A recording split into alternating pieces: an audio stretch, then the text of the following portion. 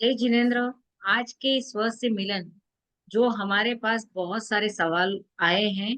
आज हम इससे और अच्छे से जानने की कोशिश करेंगे। जो हमने कर्म का सेशन पहले किया था जिसमें सारे डिटेल्स हमने बहुत अच्छे से समझे थे, लेकिन जैसे जैसे हम समझते हैं हमारी जिज्ञासाएं बढ़ती जाती है। तो ऐसे बहुत सारे सवाल जो हमारे पास आप लोगों ने भेजे हैं, आज हम उन सारे सवालों का समाधान समझने की कोशिश करेंगे। और इसी कड़ी में हमारे साथ इस चर्चा में जुड़ रहे हैं जो हम सारे जो भी हमारी जिज्ञासा है उन सवालों का जवाब देने के लिए अशोक जी कोठारी, जो हमारे मामा जी के नाम से हम जानते हैं इन्हें। तो मैं इनवाइट करती हूँ अशोक जी कोठारी को, जो आज हमें बहुत सारे जो हमारी जिज्ञासा है, जो ये हमारे सवाल है, उन सारे सवालों का जवाब वो आज हमें देने वाले हैं। तो मामा जी, आपका स्वागत है। आपके सेशंस के माध्यम से बहुत लोगों ने कर्म को समझा है, कर्म को जाना है। लेकिन अब जैसे जैसे वो समझ रहे हैं तो जिज्ञासाएं बढ़ती जा रही है, क्वेश्चंस बढ़ते जा रहे हैं। हमारे पास बहुत सारे सवाल आए हैं, बहुत सारे उनके बोलते हैं ना, हमारी जो डेली लाइफ में छोटी छोटी चीजें होती है वो उनको एक जिज्ञासा बन गई कि अगर ये कर रहे हैं तो क्या है, वैसा कर रहे हैं तो क्या है।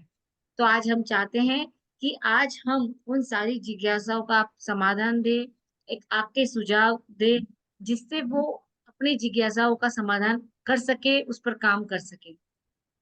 तो स्वागत करती हूँ मामा जी का। थैंक यू मीनाक्षी जी।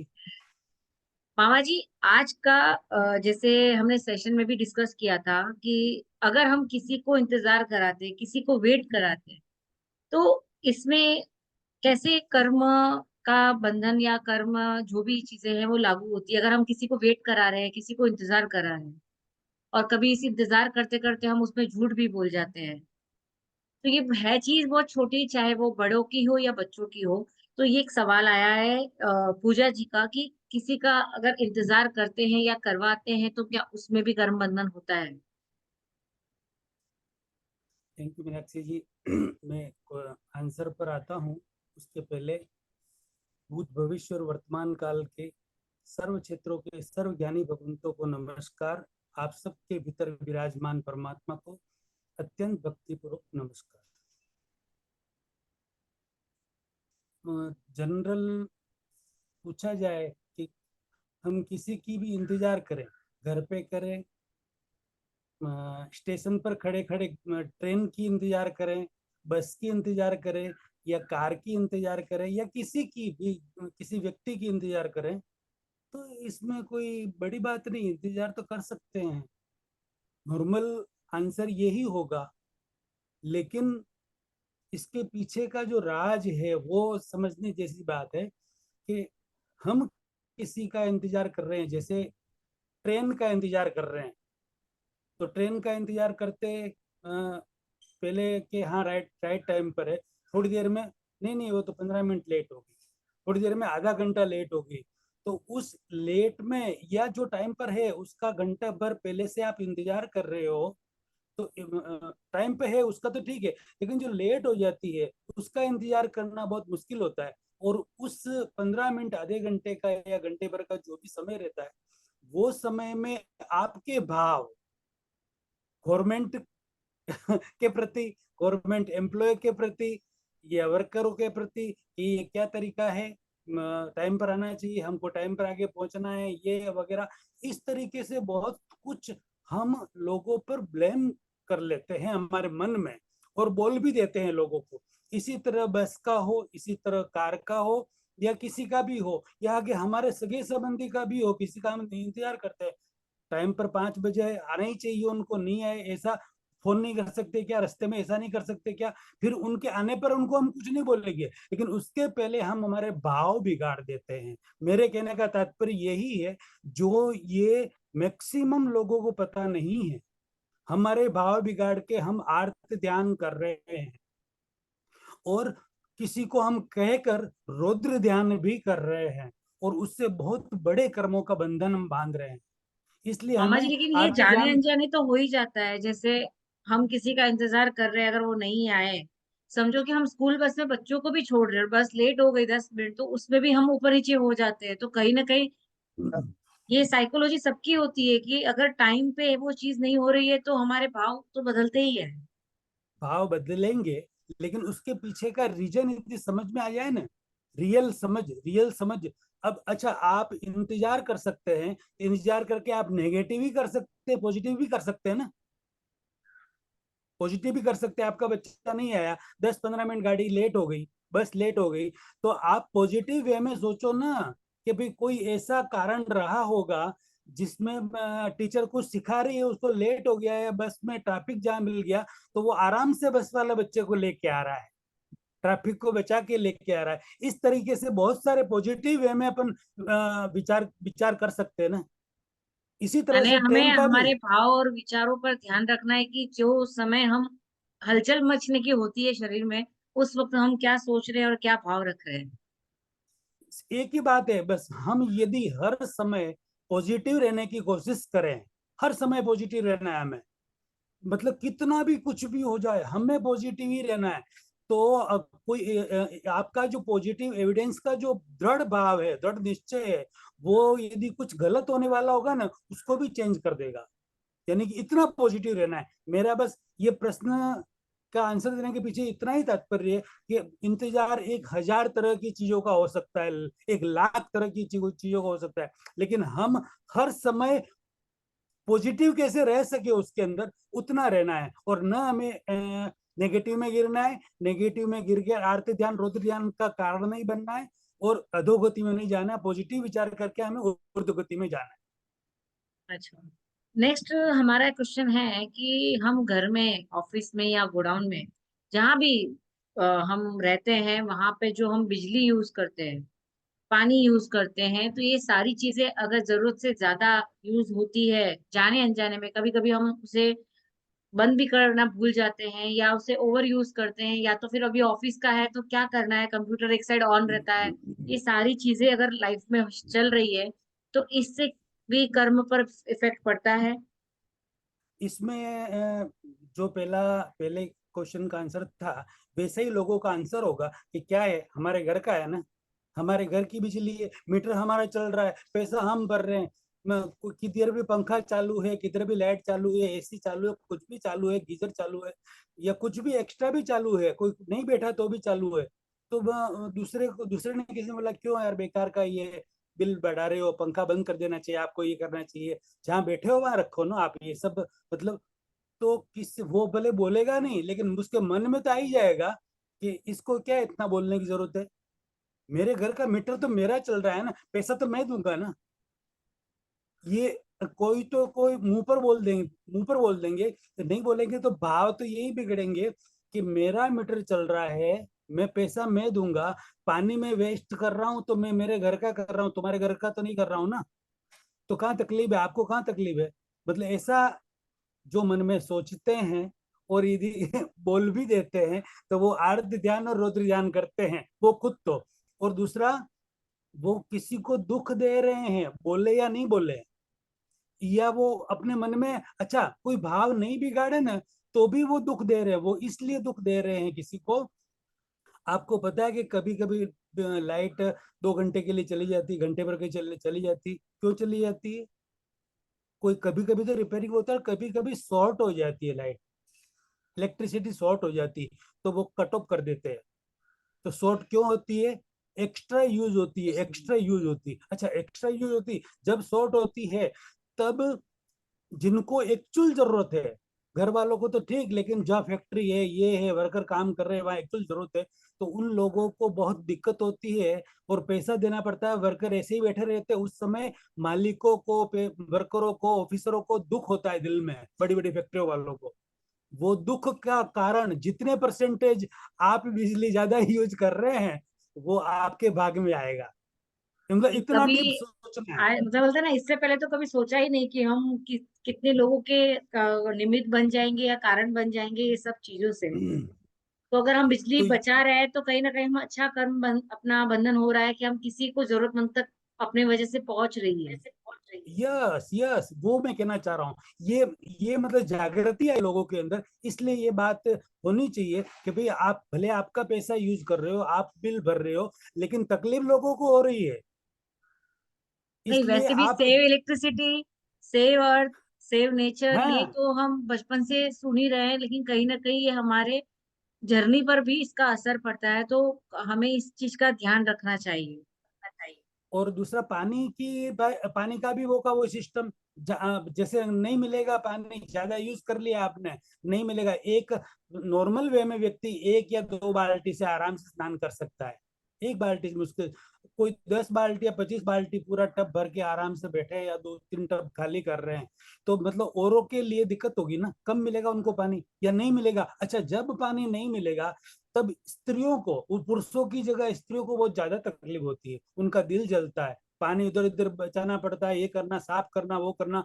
वो जो दिल जलता है ना, दर्द होता है ना दिल में, वो दर्द जो ज्यादा यूज कर रहे हैं ना उनको पहुंच रहा है, वो पाप उनको लग रहा है।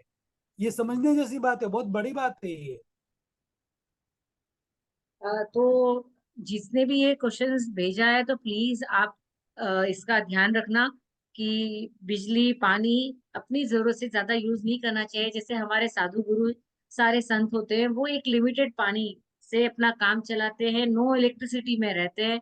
तो कम से कम हम उनसे थोड़ी सी प्रेरणा लेकर इस चीज पर ध्यान रख सकते हैं कि अगर हम सिर्फ जितनी जरूरत है उतना ही यूज करें, तो कहीं ना कहीं हम किसी को सहयोग कर पाएंगे अच्छे से आगे करने के लिए।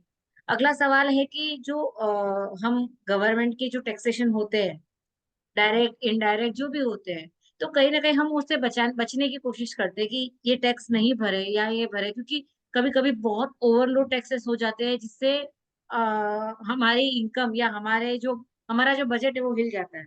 उसकी वजह से क्या होते हैं, हम वो बजट को सेव करने के लिए हम अपने उस टैक्सेशन पे ध्यान रखते हैं कि कैसे हम उस गवर्नमेंट के टैक्सेशन से बचे। और आजकल तो इसकी टिप्स मिलती है कि आप कैसे गवर्नमेंट टैक्स देने से बच सकते हैं। तो चलो हम उधर से तो बचा सकते हैं टैक्स कैसे भी करके, लेकिन इसका इफेक्ट हमारे ऊपर पड़ता है।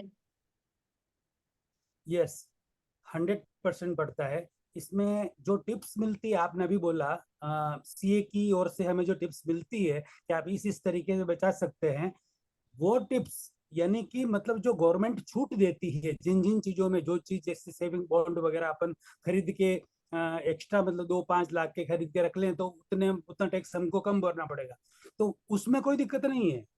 जितना आप, जो टिप्स मिलती है और जो लीगली होता है, जो लीगली आप कितना भी एडजस्टमेंट करो, नो प्रॉब्लम।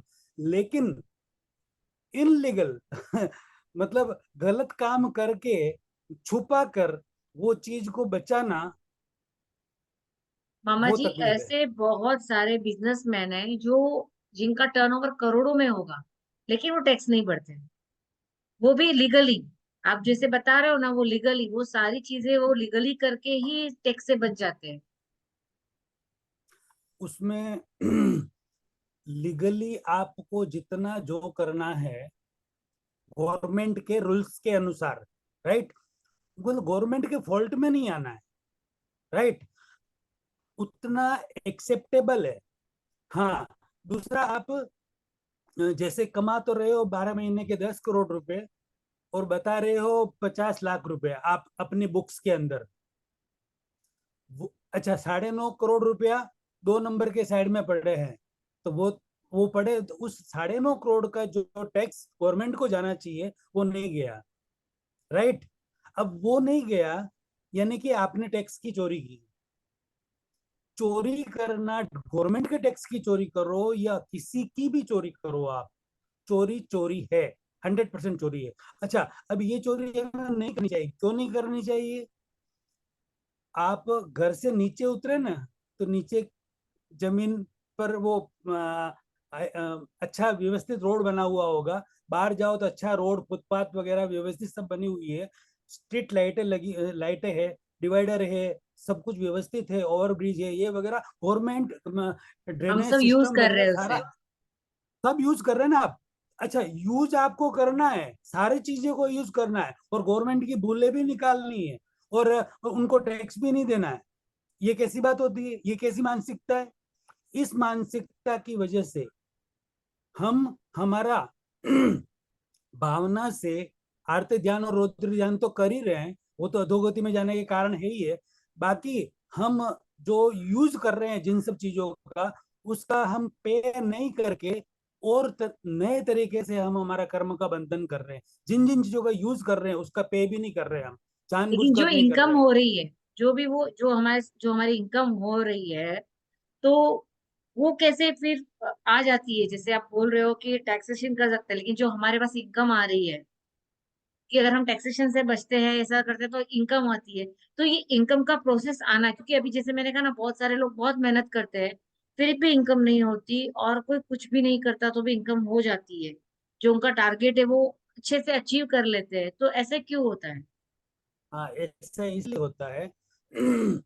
एक सवाल में, ये सवाल के ऊपर मैं सवाल आपसे कहूँ मैं, कि हमें कोई भी इनकम होती है, कोई भी बेनिफिट प्रॉफिट होता है, वह प्रॉफिट हमें हमारी मेहनत से ही होता है, राइट? और हमारी मेहनत से होता है, हमारी बुद्धि से होता है, हम काम करते हैं उससे होता है, उसी से होता है ना, बुद्धि से होता है ना, राइट? जनरली सब लोग यही कहेंगे, लेकिन इसके पीछे हकीकत क्या है वो समझने जैसी बात है। वो बात समझ में आ जाए ना, तो व्यक्ति ये जो आगे पीछे करके ऊपर नीचे जो करते हैं ना, सब सब कुछ बंद हो जाएगा, समझे तो। अब इसके पीछे की हकीकत ये है कि आप जब से आपका जन्म हुआ है, तब से लगाकर मृत्यु तक आपको कितनी इनकम होनी है, कहां से होनी है, किससे होनी है, और कौन निमित्त बनने वाला, वो फिक्स है, फिक्स है। अच्छा, जैसे आपका पूरे लाइफ में आपको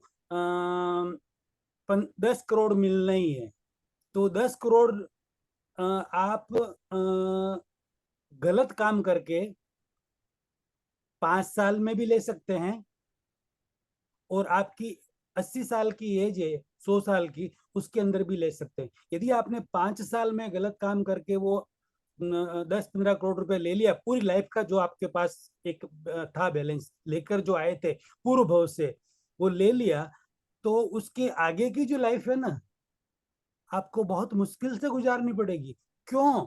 कि आपके पास शॉर्ट टाइम में बहुत पैसा आ गया है, शॉर्ट टाइम में बहुत पैसा आ गया। अच्छा, ज्यादा पैसा आने से व्यक्ति ज्यादा यूज कर लेता है, और ज्यादा यूज करेगा तो आगे के लिए है ही नहीं है। आगे जैसे हर साल आपको 25 लाख, 40 लाख, 25 लाख, 10 लाख, 20 लाख आने थे, तो वो आपने एक साथ में ले लिया पैसा, और एक साथ में यूज भी कर लिया उसका, कुछ बचाया नहीं गया, तो बस आता रहेगा इसी तरीके से। और फिर अगले साल 15 करोड़ की जगह 15 लाख भी नहीं है, अगले साल 15 की जगह 5 भी नहीं आए, 2 भी नहीं आए, 1 भी नहीं आए, ऐसा करके मुश्किलें आती रहती है। और फिर ऐसा हो जाता है कि एंड में 12 महीने के 10,000 रुपये भी घर में नहीं आएंगे, क्योंकि है ही नहीं आपका बैलेंस। तो अभी इसमें जैसे आपके क्वेश्चन के साथ एक ऐसा है कि जैसे मैंने ऐसे बहुत सारे लोग देखे हैं जो बहुत मेहनत कर रहे हैं, जिन्होंने कोई भी गलत काम नहीं किया, और घर में बड़ों की सेवा करना, बच्चों का करना, सारी चीजें की, लेकिन आज उनकी ऐसी परिस्थिति है कि कहते हैं ना, जो था वो भी सब चला गया। तो अब अब अगर इस समझो कि प्रैक्टिकली ऐसा सोचे, तो वो क्या करेंगे? क्योंकि आदमी फ्रस्ट्रेट होगा अगर उसने कोई गलत काम किया और पैसे गए, तो एक अलग बात है, लेकिन सब करने के बाद, सबका अच्छा सोचने और अच्छा करने के बाद भी अगर उनके साथ ऐसा हो रहा है, और कोई रिस्पॉन्सिबल आदमी जो पूरी फैमिली की रिस्पॉन्सिबिलिटी ले रहा है, तो उससे तो ये इस चीज का टेंशन आना ही है। टेंशन आएगा, लेकिन पूरी लाइफ का बजट वो खुद लेके आए हुए हैं। उनको ही समझो कि उन्होंने शॉर्ट टाइम में कुछ गलत करके पैसा नहीं बनाया है, नहीं बनाया, कुछ भी नहीं किया, तो भी उनको तकलीफ हो रही है, आपका कहने का मतलब, राइट? तो भी उनको तकलीफ हो रही है, तो भी तकलीफ हो रही है। तो वो तकलीफ पूर्व भव से लेकर आए हैं वो साथ में, वो तो जो तकलीफ हो रही है ना, वो प्रतिक्रिया है, क्रिया तो पूर्व भव में की हुई है उन्होंने। अच्छा, दूसरा, जो मैंने एक प्रश्न किया था आपको पहले, कि पैसा किससे आता है, प्रॉपर्टी, पैसा, माल, मिलकत किससे आती है? तो और मैंने प्रश्न भी किया था और मैंने उत्तर भी दिया था उसके साथ कि बुद्धि से आता है, मेहनत से आता है। लेकिन पैसा न बुद्धि से आता है और न मेहनत से आता है। ये सुनकर आश्चर्य होगा लोगों को। बुद्धि से यदि पैसा आता होता तो बहुत सारे वकील, मामा जी, सीए सुनना। लेकिन एक ये सवाल है कि आप जैसे बोल रहे हो उसकी जो आता है, आप समझो कि उस पर्सन के ऊपर बहुत सारा कर्ज है, उसे देना है, उसकी पूरी इच्छा है कि मैं सारा कर्ज चुकाऊं, लेकिन अब अगर उसके हाथ में नहीं है या ऐसा सहयोग नहीं मिल रहा है कि उसके हाथ में पैसे रहे और वो किसी का कर्ज चुका पाए, तो उस परिस्थिति में वो आदमी कैसे ये सब चीजों से हट सकता है? ये ये सोच के तो हम नहीं रह सकते कि ये हमारे, चलो आप बोल रहे हो कि पूर्व भाव का है, वो एकदम करेक्ट है, लेकिन अब वो आदमी चाह रहा है कि नहीं, मुझे किसी का भी एक रुपया भी मुझे नहीं चाहिए, उसकी उनकी नीति सही है, लेकिन जब आदमी के जेब में ही पैसे नहीं होंगे तो वो देगा कहाँ से?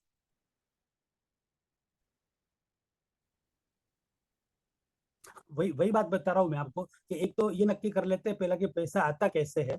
सबसे पहले एक बार माल माल मिलकत और पैसा आता कैसे है। बुद्धि से पैसा नहीं आता है। यदि बुद्धि से पैसा आता हो ना, तो पीएचडी वाले, जितनी भी तरह की पीएचडी होती है, नौकरी होती है हर तरह से, वो तो सब बुद्धि वाले होते हैं, राइट। लेकिन हर व्यक्ति उसमें से देख लो आप, 100% में से 2-5% को छोड़कर बाकी सब एक दूसरे के यहाँ बड़ी बड़ी कंपनियों में सर्विस करते होंगे, राइट। बुद्धि वाले भी। और कम बुद्धि वालों के पास सर्विस करते होंगे, कम बुद्धि वालों के पास, जिनके पास बुद्धि नहीं है तो भी सर्विस। अच्छा, बुद्धि की बात होगी, अब मेहनत की बात करते हैं। पूरे दिन मेहनत करने वाला मजदूर, सिर पर तगारा लेके काम करने वाला मजदूर, हजारों करोड़ों मजदूर, लाखों मजदूर इस तरीके के पूरे दिन काम करता है, तब जाके उसे 200, 300, 500 रुपए मिलता है। मुश्किल से उसकी और उसकी बीवी और 2 बच्चों का मुश्किल से वो खाली पेट पाल सकता है। पैसा मेहनत से नहीं आता, पैसा बुद्धि से नहीं आता, पैसा सिर्फ पुण्याई से आता है। और पुण्याई हम पूर्व भव से यदि साथ में लेकर आए हैं तो हमें पैसा मिलेगा, वरना नहीं मिलेगा। उसका एक छोटा सा और उदाहरण दे दूं। जैसे कोई एक बच्चा आज जन्म लेता है किसी अरबों खरबोपति के यहाँ, कौन सी बुद्धि लगाई उसने, कौन सी मेहनत की, जन्म से ही वो अरबों खरबोपति है, सिर्फ पुण्य है उसकी। उसी तरह दूसरा बच्चा जन्म लेता है गरीब के यहाँ, उसने क्या पाप किया, जन्मते क्या पाप किया उसने, तो जन्मते गरीब है। यानी कि पूर्व भव के कर्मों के अनुसार ही पैसा आता है। अब दूसरा प्रश्न आपका था कि कर्ज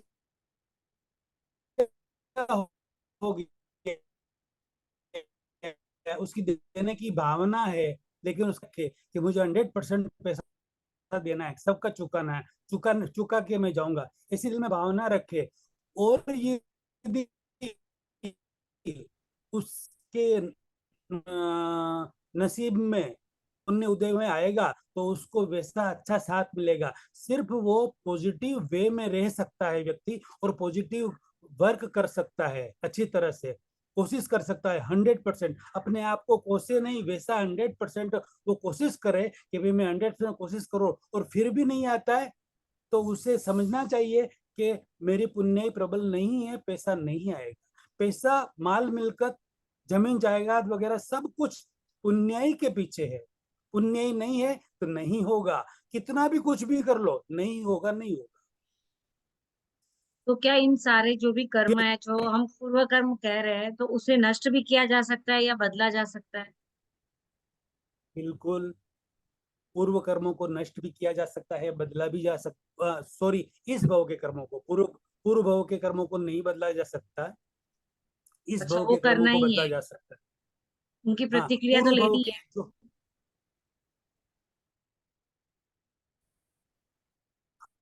हाँ, पूर्व के जो कर्म आप लेकर एग्जाम लिख के जो आ रहा है वो तो रिजल्ट है। अब उस रिजल्ट को भला कौन चेंज कर सकता है, कैसे चेंज हो सकता है, रिजल्ट चेंज हो सकता है क्या मीनाक्षी जी?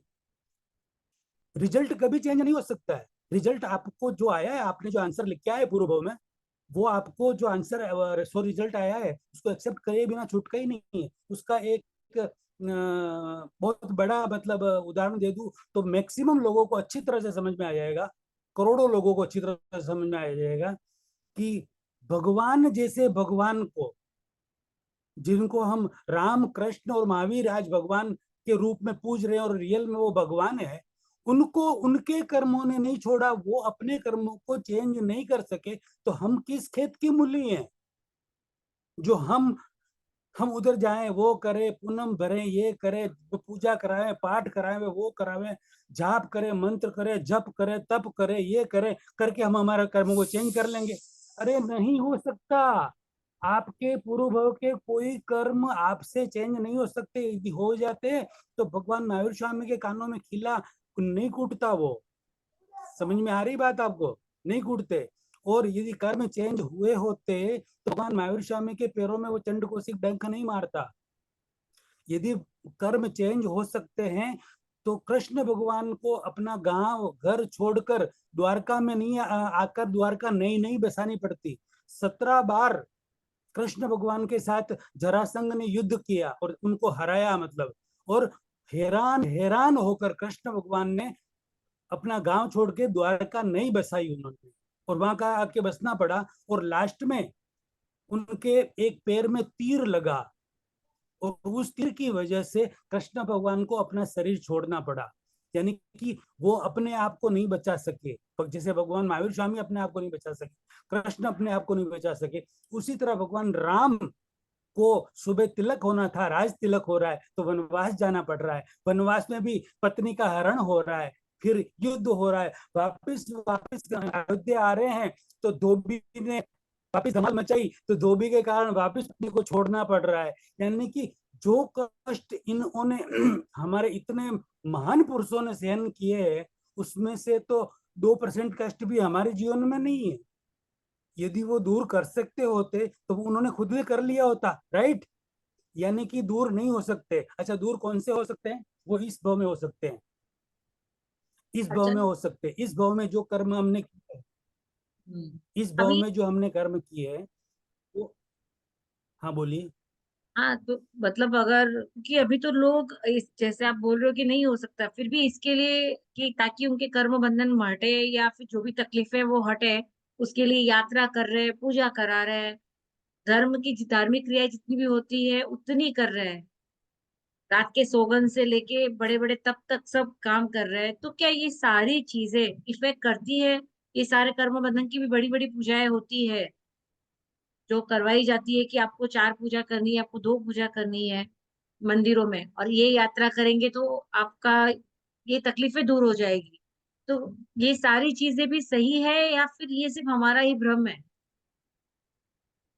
ये सिर्फ भ्रम है। और आज मैं जो जो इसके अंदर लिप्त हैं, अब मैं किसी का नाम नहीं लूंगा, किसी भी संप्रदाय का, लेकिन जो भी साधु हो, साध्वी हो, उपाध्याय हो, आचार्य हो, संत हो, महंत हो, या कोई भी जानकार हो, उन सबको मैं चैलेंज कर रहा हूँ, आज सबको चैलेंज कर रहा हूँ कि जो भी आप ये सब लोगों को करवा रहे हैं, कर रहे हैं, करवा रहे हैं या अनुमोदन कर रहे हैं, उनसे कुछ नहीं होगा, कुछ नहीं होगा। यदि होता है तो आप मेरे से डायरेक्ट आके बात कीजिए, मेरे से बात कीजिए, मुझे समझाइए, या फिर मैं आपको समझाता हूँ कैसे नहीं होता है, ये आप मुझे समझा दीजिए किस तरीके से होता है।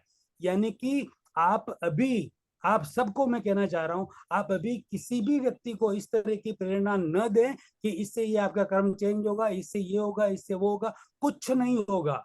ये जो पूजा हो रही है, यात्रा हो रही है, कोई जाप मंत्र तप तपस्या वगैरह जो कुछ हो रहा है, वो सब पूर्व भव में किए हुए कर्मों की प्रतिक्रिया है। क्रिया तो पूर्व में की हुई है। यहाँ जो हो रही है, 5 इंद्रियों से जो हो रही है, शरीर से जो हो रहा है, वो सारा मन से भी हो रहा है, वचन से भी हो रहा है। वो सब प्रतिक्रिया है, ओनली फॉर प्रतिक्रिया। क्रिया की प्रतिक्रिया होती कि नहीं होती मीनाक्षी जी? हाँ, ये तो सिद्धांत मामा है जी या नहीं? ऐसा तो कहते ही है ना कि अगर कोई समझो बड़ा कोई धार्मिक काम करवा रहा है या करवा रहा है तो उनको कहता है कि इन्होंने बहुत अच्छे कर्म किए तो आज इनसे ये सारी चीजें हो रही है। मैं क्या क्योंकि कह रहा हूँ, पैसों तो मैं बहुत ये लोगों कर के पास होता है, सब नहीं कर सकते, लेकिन ये भी बराबर। एक अपना कर्म और अपनी इच्छा, दिल से इच्छा होती है ये सारी चीजें करने की। और समझो हाँ कि मुझे होती है। यात्रा करनी है, मुझे यात्रा करनी है, मेरा बजट नहीं है, लेकिन अगर ऐसा कोई संघ जा रहा है या ऐसे कोई यात्रा करवा रहे हैं, तो उसमें क्या होता है कि कहीं न कहीं मुझे एक सहयोग मिल गया कि मैं ये जो आप कह रहे हैं प्रतिक्रिया पूरी करूँ, तो ये भी तो एक सहयोग ही हो गया ना, हम किसी के निमित्त बन रहे हैं आगे लेके जाने के लिए। ये अच्छा कर रहे हैं वो, जो वो कर रहे हैं ना, वो जो अच्छा कर रहे हैं। अच्छा, यदि वो जो क्रिया हो रही ना, वो तो खाली प्रतिक्रिया है। ये बात को समझना मेरी।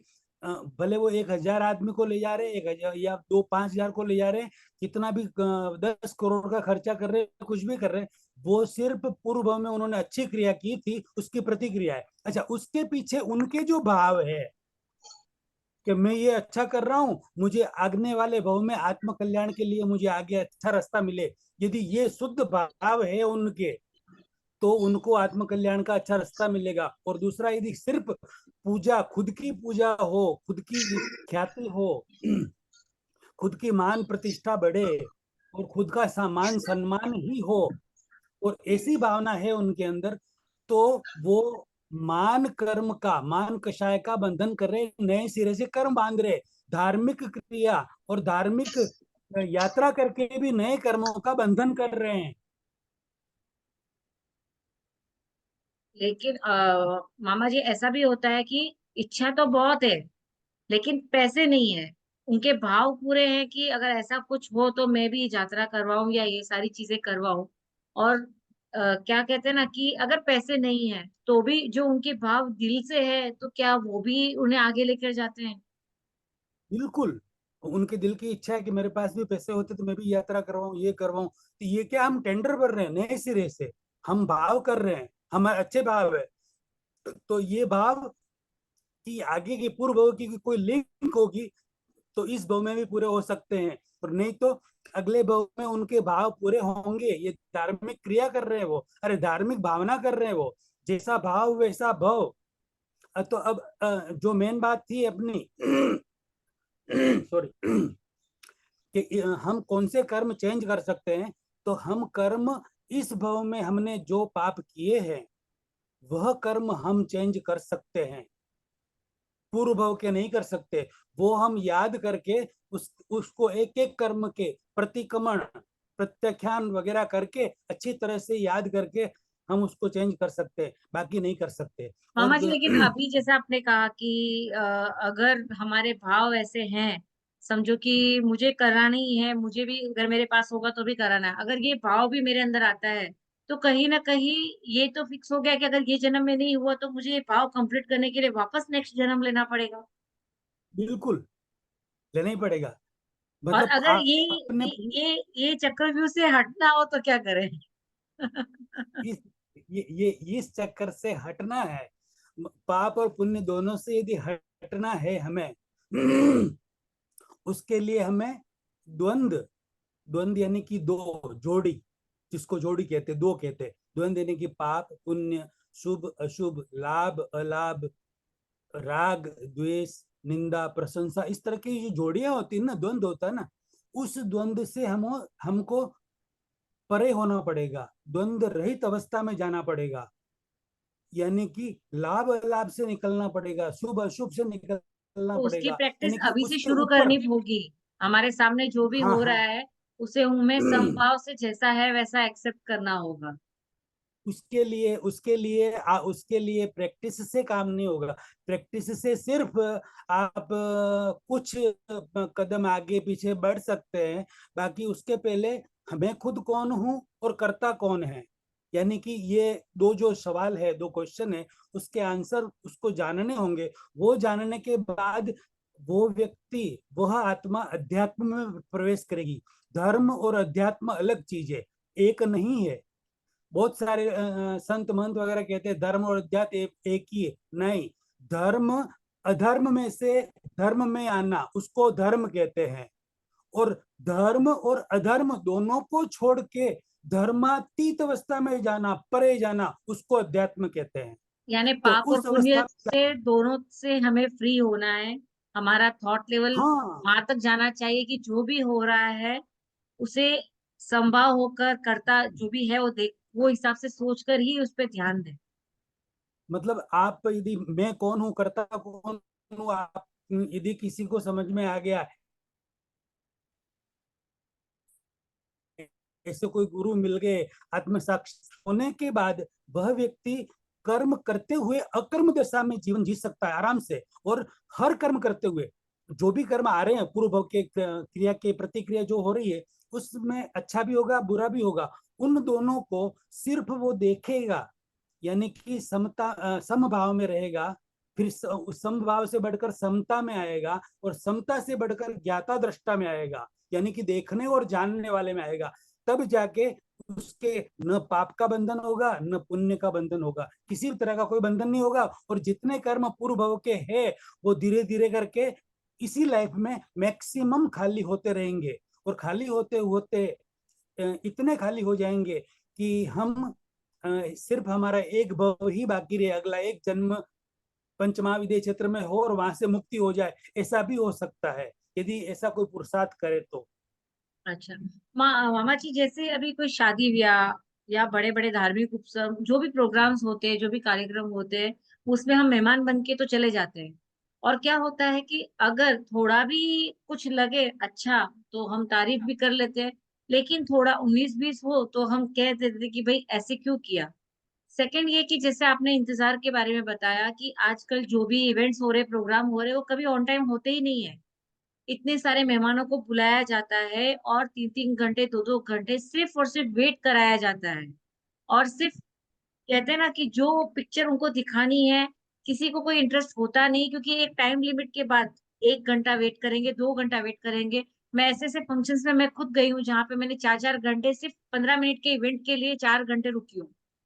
तो उस वक्त तो हमारे भाव ऐसे ही होंगे कि यार इतना आपने क्यों किया, इतनी पब्लिक को बुलाकर इतने लोगों का समय आपने बर्बाद किया। तो इसका कर्म बंधन मेरे सोचने पे लगता है कि जिसने ये प्रोग्राम किया, जिसने ये कार्यक्रम किया, जिसने इतने लोगों का समय वेस्ट किया, उसको लगता है। आ, उसको तो लगता ही है कि उसने इतने समय लोगों का वेस्ट किया।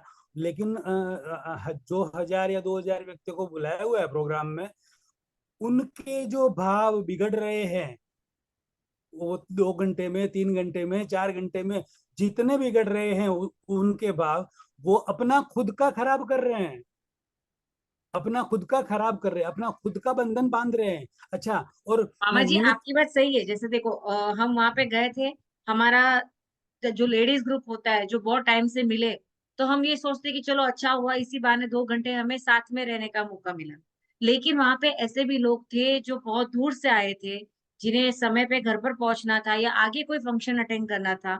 तो मतलब मैं कंपैरिजन बता रही हूँ, हमने ये सोच लिया कि चलो हमें हमें साथ में रहने का मौका मिला, इसी बहाने हम 2 घंटे। लेकिन जिनका रियल में नुकसान हुआ समय के कारण, कोई अपनी ऑफिस से जल्दी आता है ताकि वो प्रोग्राम अटेंड करे। एक जनरल क्वेश्चन है, क्योंकि ये आज समाज में ऐसा हो रहा है। लोग 3 बजे का, 4 बजे का समय दे रहे हैं, प्रोग्राम 7 बजे तक शुरू नहीं होता है। तो उस जो 3 घंटे का जो समय सबका बर्बाद हुआ, तो उसका जो मेन है वो कौन है, करता कौन है उस चीज का। उसका किसी भी कार्य का एक कर्ता नहीं होता, बहुत सारे निमित्त मिलकर कार्य बनता है, कार्य एक होता है। उस सब निमित्त है, बुलाने वाला भी, वहां जाने वाला भी, समय, भाव, काल, द्रव्य, क्षेत्र, बहुत सारे निमित्त मिलकर एक कार्य होता है। तो जिसने बुलाया है वो तो निमित्त बना, बहुत बड़ा निमित्त बना, सबको, सबके दिल में जो वो बार 2 घंटा निकालना, टाइम निकालना, सबके दिल में जो तड़प है उस प्रोग्राम की, उनको बुला लिया और जल जल नहीं हो रहा, ये नहीं हो रहा, कोई तरीका ही नहीं, ये नहीं, कितने भाव बिगाड़ देते हैं लोग, कितने भाव बिगाड़ते। और उनके सामने जाके हाँ सर, जय जिनेन्द्र, बस हो गया, कुछ नहीं बोलेंगे उनको। लेकिन 2 घंटा बैठ के तो निंदा ही करेंगे, एक दूसरे की करेंगे ना। तो ये जो निंदा होती है ना, वो बात, अब वो बात मैं कहना चाह रहा हूँ, भले जेंट्स करे या लेडीज करे, कोई भी करे, यदि आपको उचित लगे तो आप अपने उस प्रोग्राम में जाओ। जनरली यही होता है, 4 बजे का मायरे का टाइम दिया है, 5 बजे का, और 8 बजे तक चालू नहीं हो रहा है, 7 बजे तक चालू नहीं हो रहा है, जनरली सब जगह यही होता है। तो आपको यदि उचित लगे तो आप ये सोच समझ कर ही जाओ, और उचित नहीं लगे तो मत जाओ, या आप लेट जाओ, 2 घंटा 3 घंटा लेट जाओ, आपको मामा जैसा जी, लगे ये तो वैसा। प्रोग्राम्स की बात है।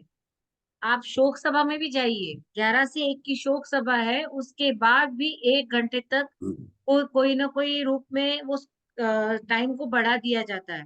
तो मैंने खुद ने ऑब्जर्व किया है कि जो भी लेडीज है, जो भी है, अगर आप जो भी टाइम स्लॉट दे रहे हो, मेरा कहने का मतलब यही है कि जो भी हम समय निर्धारित करते हैं किसी काम के लिए, तो कोशिश करें कि आप उसी में ही अपना पूरा काम करें।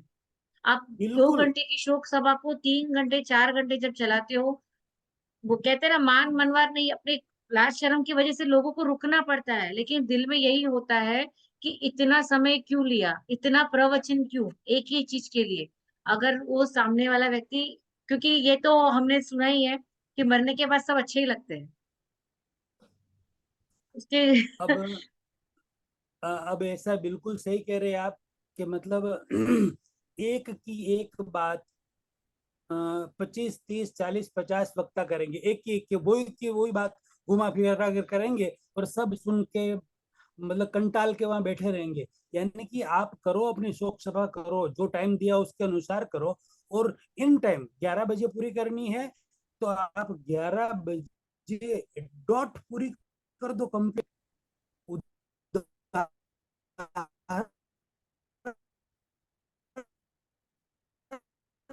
दो समाज के अंदर ऐसा अपना करे, फिर कितने व्यक्ति आ रहे हैं और कितने व्यक्ति कम आ रहे हैं या ज्यादा आ रहे हैं उसकी चिंता बिल्कुल नहीं करे। लेकिन ऐसा यदि उदाहरण होगा ना, तो अपने आज धीरे धीरे समाज सुधरेगा कि यार समय पे नहीं जाएंगे तो काम नहीं होगा, और समय पे यदि पूरा नहीं किया तो लोग उठकर चले जाएंगे।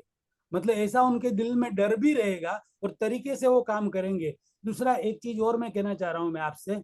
देखो, अब पब्लिकली बात कर रहा हूँ तो मैं खुलकर बात कर रहा हूँ कि जहाँ पर शोक सभा होती है वहां पर भाई, शोक सभा पूरी होने के बाद भाई जो घर वाले होते हैं वो सब एक लाइन में खड़े हो जाते हैं, सब हाथ जोड़ते हैं और निकल जाते हैं आराम से।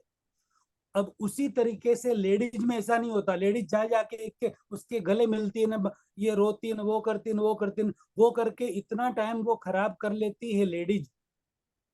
बुरा मत लगाना, आप खुद लेडीज है इसलिए बुरा मत लगाना, लेकिन इतना टाइम खराब करती है। उनको बार बार कहा जाता है कि आप भी इस भाइयों की तरह खड़े रह जाइए, और दूसरे सब भी आपके हाथ जोड़ के निकल जाएंगे, आराम से मिल मिल के निकल जाएंगे। तो ऐसा नहीं मामा जी आपकी होता है, बात तो सही ऐसा है, करने की और सबको सुधार कोशिश भी करनी हो रहा है। चाहिए। सुधार भी हो रहा है। अभी बहनें भी समझने लग गई है कि किस किस तरह से मिलना जरूरी है, किसी के सामने अगर जोर जोर से चिल्लाकर रोना करना, क्योंकि जो पर्सन घर से गया है, तो उसकी कमी तो कोई पूरी कर ही नहीं सकता, चाहे उसके लिए 5 साल हो या 50 साल हो। तो वो तो बराबर। हमेशा याद आने ही वाले हैं, जो भी किसी को भी लगे वैसे। तो ये कोई रोने धोने से तो कोई चीज खत्म नहीं हो जाएगी कि इतना रो लो कि फिर वो याद ही नहीं आए। तो ये तो होगा ही नहीं, लेकिन कहीं ना कहीं ये सारी, जिसे हमने कहा सेव वाटर, तो ये एक समय बचाना बहुत जरूरी है। हमारे बहुत समाज में जरूरी। बहुत सारे प्रोग्राम्स आप ले रहे हो, कर रहे हो, और ये भी होना चाहिए कि आप लिमिटेड टाइम में ही सारी चीजें कंप्लीट कर लो। जहां पर जितनी जरूरत है उतने ही मेहमानों को बुलाया जाए। हम क्या बराबर। करते हैं, इतने मेहमानों को बुला देते हैं, फिर उनकी मान मनवार नहीं होती, वो नहीं होती, तो ये सारा कहीं ना कहीं हमें इसका झेलना ही पड़ता है। जो भी भाव हमारे, हम निमित्त बन जाते हैं उस सब चीजों के लिए। तो कहीं ना कहीं हम इन सारी चीजों से बच सकते हैं ये सब चीजें करने के लिए। बिल्कुल और बिल्कुल। एक ये सवाल आया है कि जैसे हमने कहा कि भगवान महावीर, जिनको पता चल गया था कि राग द्वेष ये सब चीजों से मुझे हटना है, या मुझे अपने आप में रहकर जो भी मेरे साथ आता है, जो भी मुझे मिलता है, मुझे एक्सेप्ट करना है, तो उन्होंने तभी फिर उसके बाद द्वेष करना तो छोड़ दिया, तो उन्होंने राग करना भी छोड़ दिया, है ना? दोनों दोनों तो वो तो जन्म से ही भगवान महावीर स्वामी जन्म से ही वीतरागी अवस्था में थे। जन्म से ही वीतरागी अवस्था में थे, और किसी भी क्रिया में नहीं थे वो। तो फिर उन्होंने कोई पूजा भी नहीं की, कोई सामायिक भी नहीं की, कुछ भी नहीं किया था उन्होंने तो। नहीं किया। इसका अपन दूसरे में लेंगे अभी। इसको ये थोड़ा विस्तार है इसमें, तो हम्म। अभी इसको अपन नहीं ले रहे, इसको और कभी अच्छा। लेंगे। लेकिन नहीं, मेरा मतलब कहने क्योंकि का इस मतलब यही था, जब भगवान महावीर बिना सामायिक, बिना पूजा, बिना कुछ किए अगर उन्हें मोक्ष मिला है, अगर हम उसी रास्ते पर चल रहे हैं, तो क्यों क्यों ना हम वही चीजें सीखे जो भगवान महावीर ने अपनी जिंदगी में किया हुआ है, उन्होंने अपनी लाइफ में जो लिया, जैसे राग द्वेष से दूर रहना है, बिना लालच बिना मोह माया से हमें सब काम करना है। हम एक तरफ पूजा कर रहे हैं और एक तरफ ये सारी चीजें कर रहे हैं, तो कहीं ना कहीं हम वापस से, बात तो वही हो जाती है, हम वापस से उसी चक्रव्यूह में फंस जाते हैं। तो इस चक्रव्यूह से बिल्कुल हटने। बिल्कुल। जैसे आप सुबह 1 घंटा जाकर पूजा कर रहे, ध्यान कर रहे, माला गिन रहे हैं या वो कुछ भी कर रहे हैं, तुरंत वापिस उल्टा सीधा काम करके वो भी कर रहे हैं, तो जो पूजा की है ना, अच्छा इसमें प्लस माइनस नहीं होता। मीनाक्षी जी, सुबह पूजा कर ली और दिन में पाप कर लिया तो वो प्लस माइनस हो जाएगा? नहीं। जो पूजा की है आपने, धार्मिक क्रिया की है, वो उसका पुण्य का बंधन होगा, वो आपको अलग से भुगतना पड़ेगा।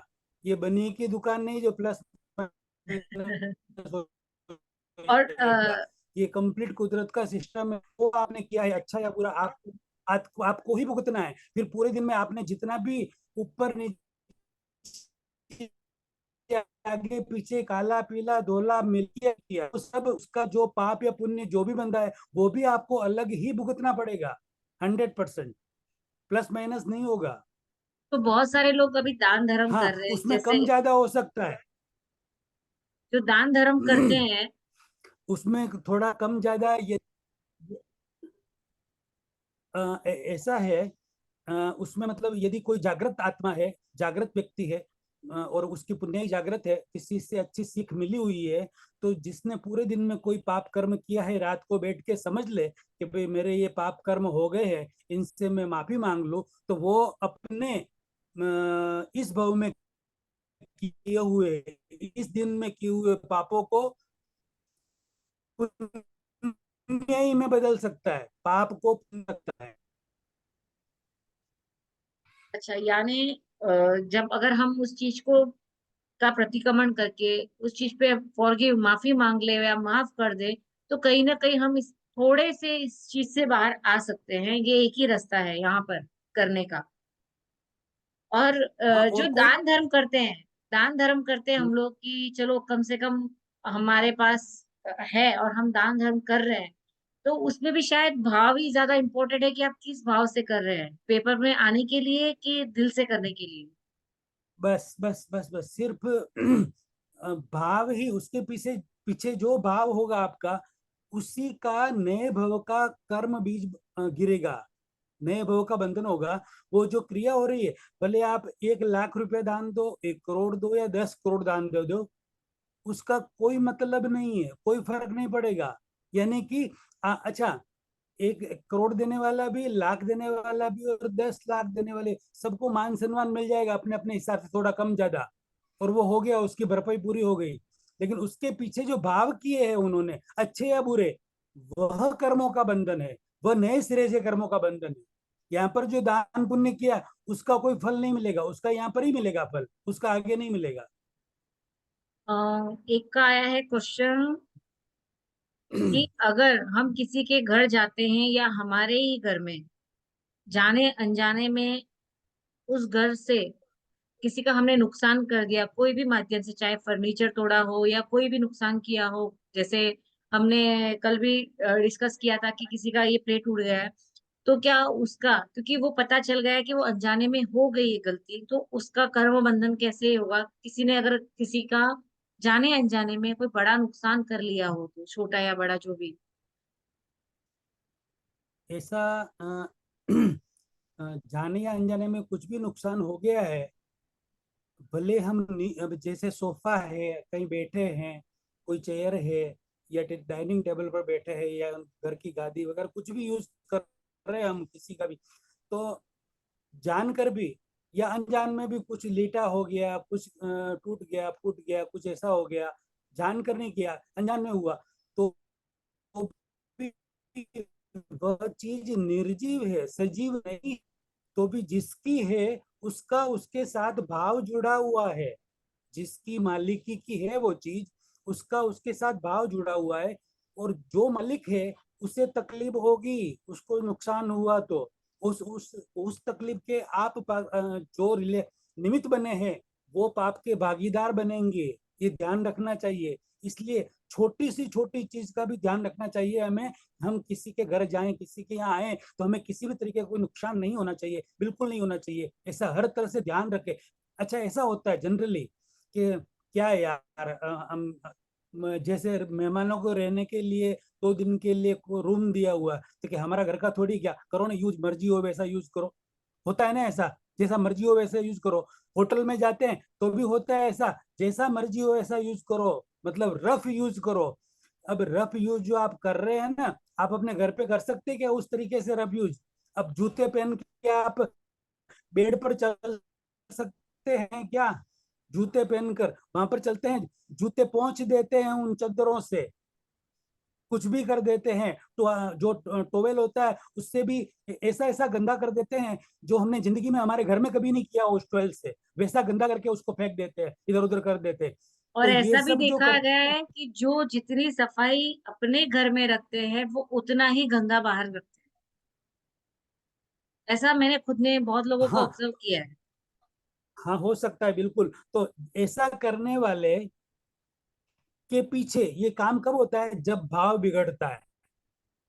अपने घर पे तो नहीं होता है ऐसा काम, खुद नहीं करते हैं ना, ये बाहर करते हैं, भाव बिगड़ता है। क्रिया तो प्रतिक्रिया हो रही है, जो क्रिया हो रही है वो तो प्रतिक्रिया है, लेकिन जो भाव बिगड़ रहा है, जिस होटल वाले का, जिसके घर में हम रह रहे हैं उस मालिक का, या कोई भी किसी भी तरह का, पानी का, बिजली का, एसी का, उसके कपड़ों का, सोफा का, कुछ भी नुकसान हो रहा है हमसे, वो हम बहुत बड़ा पाप कर रहे हैं, रौद्र ध्यान कर रहे हैं। ये समझने जैसी बात है। अच्छा दूसरा, जिसका उपयोग हम ज्यादा कर रहे हैं, जैसे हमारे हम होटल में ठहरे तो हमारा क्या जाता है, तो घर पे तो 1-2 बूंद लेंगे शैम्पू की और सिर धो लेंगे और वहां पर पूरी बोतल खाली करेंगे। तो अब क्या होगा कि जैसे वो पूरे पूरे जन्म का मैंने जो आपको बताया ना, एक लिमिटेड पैसे का एक सिस्टम लेके आता, उसी तरह उस शैम्पू का सिस्टम भी लेके आया है। अच्छा शैम्पू भी मतलब लेके आया है, हाँ, हर चीज उसके जीवन में जितनी भी चीजें का यूज कर लिया 2 दिन के अंदर, तो आगे उसके लिए महीने भर के लिए तकलीफ होगी, उसे शैम्पू या वो चीज नहीं मिलेगी जो उसने ज्यादा यूज कर लिया है। ये मामा ध्यान जी, रखने जैसी बात है। क्या कहते हैं ना, अगर किसी ने इस चीज को, जो कर्म का सिद्धांत जो हमारे आसपास है जो भी है, उसे एक बार अच्छे से समझ लिया, तो ऐसा हो गया कि उन्होंने अपने चारों तरफ हवलदार लगा दिए है। अब वो कोई भी कर्म या करेगा तो वो 4 बार सोचेगा कि जो मैं कर रहा हूँ उसका मुझे क्या देना पड़ सकता है वापस। अच्छा दूसरी एक बात, वो यूज कर रहा है ना कि ये मेरा थोड़ी है, क्या तो होटल वाले का या मेरे मेहमान का, ये किसी का है, तो वो होटल वाले का नहीं है। जो यूज कर रहा है ना वो आपका ही है, आपके आपके जो बजट है उसमें से कम हो रहा है। आपका ही है, आपके लिए है वो, और आपका ही आपका यूज कर रहे हैं। अच्छा किसी मेहमान बन के आप किसी घर में जा रहे हैं, मेहमान बन के, वहां पर कोई है नहीं है, और अब ओपनली मैं नहीं बोलूँ खुला तो, लेकिन उस घर की बहुत सारी चीजें ऐसी, खाने पीने की XYZ कोई भी चीजें जो अपन घर अपने में 1 महीने में खाते हैं, वो उस 1 दिन 2 दिन में उसको में से निकाल के पूरी कर दे हुए, खा ले पी ले या कुछ भी कर ले हुए, तो वो वो इनडायरेक्टली उस, चोरी हो गई। हाँ, एक तो चोरी हो गई, दूसरा उस घर वाले की आप चोरी नहीं कर रहे, आप अपनी लाइफ में जो चीज पूर्व भव से लेकर आए हैं उसी का लॉस कर रहे हैं। उतना महीने भर, 2 महीने भर, 4 महीने भर आपको नहीं मिलेगा, आगे नहीं मिलेगा, बिल्कुल नहीं मिलेगा। उतना आपने यूज कर लिया, वो हो गया पूरा। इतना सूक्ष्म विज्ञान है ये। आपकी बात से एक ये चीज समझ में आ रही है कि मैंने जो पहले की जो लेडीज थी, जहाँ पे चाचा स्टाफ घर पे काम करते थे, तो उन्हें वो कभी कभी मारती भी थी। कभी कभी उन्हें वो ठंडा खाना जो सुबह का होता था वो थाली भरकर शाम को भी दिया, और वो लेडीज को मैंने फील किया कि लास्ट टाइम पर वो खाने पीने से भी वंचित रह गई। तो क्या ये बस सारे तो ये आ गया ना, सामने आ गया ना, मतलब क्रिया की प्रतिक्रिया तो होगी। यानी कि जो स्थूल क्रिया यहाँ पर की है उसकी प्रतिक्रिया यहाँ पर ही होती है, और जो सूक्ष्म होती है भाव, वो अगले भाव में होगी। तो यहाँ पर जिसको जितना मारा है, डांटा है, ठंडा खिलाया है, उल्टा सीधा बासी खिलाया है, वैसा का वैसा आपको इस भाव में लॉस खाना ही पड़ेगा। मतलब महीने में खाओ, 2 साल में खाओ, 10 साल में खाओ, या 50 साल के बाद, लेकिन आपको उसकी प्रतिक्रिया आएगी। आप रज मात्र भी छूट नहीं सकते, किसी भी हालत में नहीं छूट सकते। ये नियम है कुदरत का। ये जब ईगो ये आ जाता है कि अहंकार आ जाता है कि मैं बॉस हूँ या मैं घर की मालकिन हूँ, जो भी स्टाफ काम कर रहा है वो मेरे हाथों में नाचे, ये सारी चीजें करे, जबकि ये वो उसका रोल कर रहा है, उसका काम है घर का काम करके जाना, और हमारा काम है उस काम की निमित्त जो उसने किया है वो पैसे देना। लेकिन जब हम उसके कामों को गलत तरह से यूज करते हैं, जैसे समझो हमने किसी दो काम के लिए अगर किसी को रखा है, और अगर आप उनसे एक आधी बार कोई अलग बात से करना पड़े वो अलग चीज है, बट उसके काम को अगर हम अति यूज करें, उसको अति काम करवाए जो नहीं करवाना चाहिए, तो भी हमें इसका भुगतान करना ही पड़ेगा।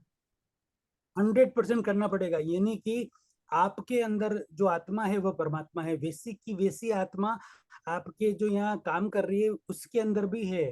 काम करने वाले पर, काम करने वाली पर, जो भी है उसके अंदर भी है। तो एक तरीके से उससे काम लेना चाहिए, प्यार प्रेम से लेना चाहिए। मामा आप जी, ये उसके तो पास समझ आने की जाके बात नहीं, तो जो बड़े बड़े घर में लेडीज या जेंट्स जो भी होते हैं, वो इतना एटीट्यूड आ जाता है, उन्हें लगता है कि जो काम कर रहा है वो उसका रोबोट हो ना, जैसे वो हिला है वैसे वो हिले। तो ये थॉट प्रोसेस को समझने के लिए पहले ये समझना होगा कि वो भी एक आत्मा है, हम भी एक आत्मा है, हम अपना काम कर रहे हैं, वो अपना काम कर रहे हैं। और जब ये समझ आ जाएगी तो ये सारी चीजों को हम समझ पाएंगे, उनका दर्द समझ पाएंगे। कभी कभी हम, वो आदमी बहुत या वो लेडीज बहुत तकलीफ में होती है, बिल्कुल हम नहीं समझ पाते। तो ये समझ आने के सही बाद बात थोड़ी है। समझ आ जाती है कि मैं भी, जैसे आज समझो कि आपके घर पे कोई हेल्पर काम कर रही है और नहीं आ पाई, तो हम ये नहीं सोचेंगे वो क्यों नहीं आई, आना चाहिए था उसको, हम उसको पगार देते हैं। हम अब ये सोचेंगे मे भी उसके घर में हमसे ज्यादा कोई प्रॉब्लम होगी इसलिए वो नहीं आई। तो कहीं ना कहीं इससे हमारे बहुत भाव भी बदलते हैं। जब आप एक एक कर्म पे विचार करोगे, अपने आप अपने भाव बदलते हैं, और हम इन कर्म बंधनों से थोड़ा ऊपर उठने की कोशिश तो कर ही सकते हैं। और मामा जी, ये भी होता है कि मेरी एक फ्रेंड है जिसे लॉटरी टिकट लेने का बहुत शौक है। तो वो बोलती है कि यार मैं हर बार बहुत दिल से पूजा पाठ करके सारी चीजें करके वो लॉटरी का टिकट लेती हूँ, बट मेरा कभी नहीं लगता। और जो दूसरे हैं उनका जल्दी लग जाता है, कोई ना कोई। वो सोचती है कि लाखों का लगे तो कहीं जाके उसको 100 रुपए की लॉटरी लगती है, कभी 50 रुपए की लगती है। मुझे तो आइडिया नहीं कैसे करते, बट वैसा है कि क्यों ऐसा होता है कि लॉटरी का टिकट, क्योंकि ये तो लकीली वाली बात हो गई। तो जो इतना सोचकर उस पे काम कर रहा है, तो उसे वो बोलती है कि मेरा लॉटरी का टिकट क्यों नहीं लगता, इसका क्या रीजन हो सकता है। उसका रीजन यही है लॉटरी लगना एक, और दूसरा जैसे भी कहीं कोई खजाना मिल जाना, या अचानक बहुत बड़ा प्रॉफिट हो जाना बिजनेस के अंदर, अचानक, मतलब वो लॉटरी वाला सिस्टम ही इस तरीके, कोई अच्छी खदान निकल जाना। ये सब क्या होता है कि गुप्त दान देने से, पूर्व भव में हमने गुप्त दान दिया है। जो दान का, दान देने का सिस्टम क्या होती है, राइट हैंड से यदि दान करें तो लेफ्ट हैंड को भी पता न चले, इतना गुप्त दान हो, तो उसका फल लाख गुना करोड़ गुना होकर अपने अपने को वापस रिटर्न मिलता है। तो ऐसे यदि जो दान दिए हैं जिस जीव ने, उसकी क्रिया की प्रतिक्रिया रूप इस भव में उनको लॉटरी भी लगती है करोड़ों की, और करोड़ों के प्रॉफिट, अरबों के प्रॉफिट भी अपने आप हो जाते हैं गुप्त मामा, दान की वजह से। ये यानी ये सारी चीज सब पे लागू होती है। जैसे समझो कि मेरे पास कोई प्रॉपर्टी है, मैंने रखी हुई है, लेकिन उसका भाव नहीं बढ़ा। ठीक है, फिर मैंने फ्रस्ट्रेट होकर वो प्रॉपर्टी किसी थर्ड पर्सन को बेच दी, लेकिन 2 महीने 3 महीने बाद उसके भाव डबल हो गए, और 1 साल के बाद 4 गुने हो गए। ऐसा भी हुआ है, कितनी बार ऐसा होता है। फिर यही रीजन है गुप्तधन का। आवाज, हाँ, बस यही रीजन है, उसके पीछे यही रीजन है कि बस उसको लॉटरी लगनी थी, लग गई उसको लॉटरी। मतलब कर्म का सिस्टम, मीनाक्षी जी, हर चीज पर, हर छोटी से छोटी चीज पर कर्म का फल ही है, पुण्य और पाप, इसके अलावा तो दुनिया में कुछ है ही नहीं। दो के अलावा तो। तीसरे में अध्यात्म में जब व्यक्ति जाए तब जाए, वो अलग बात है, लेकिन पुण्य और पाप के अलावा तीसरा कोई चीज है ही नहीं है। और पुण्य और पाप के अलावा तीसरा कोई व्यक्ति कुछ कर भी नहीं सकता है। और वो 24/24 घंटे ये दोनों में से कोई एक न एक चीज, छोटी से छोटी और बड़ी से बड़ी, करता ही रहता है, और उसका फल आता ही रहता है। इस तरीके से संसार चलता ही रहता है, अंत ही नहीं है इसका। और हमारे जो भी गुरु है, कहने का मतलब वो मुझे सब माफ करे, सारे गुरु महाराज साहब वगैरह जो भी सन्यासी है वो सब माफ करे। वो कहते ये कर लो, वो कर लो, पाप दूर हो जाएगा, ये कर लो, वो कर लो, तपस्या कर लो, ये कर लो, ध्यान कर लो, फलाना कर लो, टिक्का कर लो, पूजा कर लो, ये कर लो। अरे महाराज साहब, अरे गुरुदेव, आप खुद ने आपके पाप कर्म धोने के लिए घर बार छोड़ा है। आप अपने धो लो, मेरे पहले तो अपने आप खुद अपने धो लो, फिर दूसरों के करना, क्योंकि कोई किसी के पाप नहीं धो सकता, कोई किसी के कर्म दूर नहीं कर सकते। भगवान भगवान नहीं कर सके, सिद्ध तो कर ही नहीं सकते, सिद्ध लोग में चले गए। अरिहंत नहीं कर सकते, अरिहंत हाजिर हो तो कर्म कैसे दूर कर सकते, उसका रास्ता वो बता सकते हैं। हमारे आचार्य बता सकते हैं उसका रास्ता, इस भव में दूर करने का। इस भव के कर्मों को, पूर्व भव के कर्मों को नहीं कर सकते आचार्य, उपाध्याय, साधु, कोई कर्मों को दूर नहीं कर सकते। तो फिर हमें इन सब चीजों से थोड़ा समझ के और तरीके से रहना चाहिए कि इन सब क्रियाओं में हम हमारा वो मान बढ़े, सम्मान बढ़े। जिसको मान सम्मान ही चाहिए वो बात अलग है, बाकी बाकी जो क्रिया है उसकी प्रतिक्रिया, पीछे का जो भाव है उसका नए सिरे से बंधन हो रहा है। फिर वो संसारी हो या सन्यासी हो, कोई भी हो, बंधन तो बंधन ही है। नियम सबके लिए एक जैसा ही है। सबसे पहले तो मैं जितने भी यूट्यूब के माध्यम से जो भी जुड़े हैं, तो मैं उनसे यही कहना चाहती हूँ कि हमें किसी को प्लस माइनस नहीं करना है। हम सिर्फ और सिर्फ वह जानना चाहते हैं जो सही है हमारे साथ। और जो मामा जी ने कहा, ये उनका पॉइंट ऑफ व्यू है जो उन्होंने समझा। जो मैं कह रही हूँ ये मेरा पॉइंट ऑफ व्यू है। तो आप अपनी समझ को आगे लेकर जाइए। हर चीज के पीछे कोई ना कोई रीजन होता है, उसे ढूंढने की कोशिश कीजिए। क्योंकि किसी को हर्ट करके हम वापस हमारा कर्म नहीं बांध सकते। हमारा सिर्फ माध्यम है ये कि आप लोगों को सच्चाई, जो हमारे जीवन की सच्चाई है, उसे सब जो हमने समझा है वो आप तक पहुंचाने का। ना कि इसमें हमारा कोई दूसरा मत है कि हम किसी को अप डाउन करें या किसी की निंदा करें या हम किसी को गलत सही कहें। जो फैक्ट है। और अगर आप में किसी को भी ऐसा लगता है कि नहीं, जो यहाँ पे चर्चा चल रही है उसमें क्या सही है क्या गलत है, आप हमसे कांटेक्ट कीजिए। हम चाहते हैं, क्योंकि हम कभी नहीं कहते कि जो मैं बोल रही हूँ वही सही है या जो मामा जी बोल रहे हैं वही सही है। हर चीज के पीछे हमें खोज करनी पड़ती है, उसकी तलाश करनी पड़ती है, उस सच्चाई की तलाश करनी पड़ती है, और हम इसी जर्नी आवाज में डिस्टर्ब चल हो रहे रही है हैं। मीनाक्षी जी आपकी। हम इसी जर्नी में चल रहे हैं कि हम उस सच्चाई को समझ सके, ना कि आंखें बंद करके पट्टा लगाकर जो हमें बोला जाए उसे माने। चाहे वो हमारे बड़े हो, हमारे गुरु हो, या जो भी हो। क्योंकि अगर हम शास्त्र में भी अंदर तक देखने जाएंगे तो ये कहीं नहीं बहुत सारी चीजें लिखी हुई है जो हम पे थोपी जा रही हैं। तो डायरेक्टली इनडायरेक्टली अब समय आ गया है सबको जागने का। ऐसा नहीं है, हमें लगता है कि कोई आकर हमें जगाएगा या कोई आकर हमें हमारी सारी तकलीफें दूर कर देगा, ऐसा कभी नहीं होगा। हमें हमारी तकलीफों के लिए हमारे जो भी कर्म है, जो भी चीजें आप समझ लो, इस अगर आपको जागना है तो उस पे मेहनत आपको खुद को करनी पड़ेगी। यहाँ पे कहते हैं ना, हम सिर्फ उंगली पकड़ सकते हैं, समझा आवाज सकते आवाज हैं। गई, आवाज नहीं आ रही है। क्लियर है आवाज? May be network issue. तभी क्लियर हुई, पहले डिस्टर्ब हो रही। Okay okay.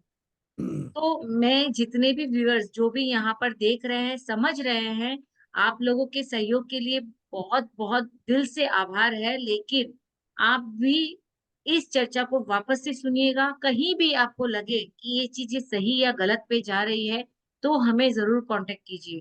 क्योंकि हम भी यही चाहते हैं कि सबको सही चीजें मिले।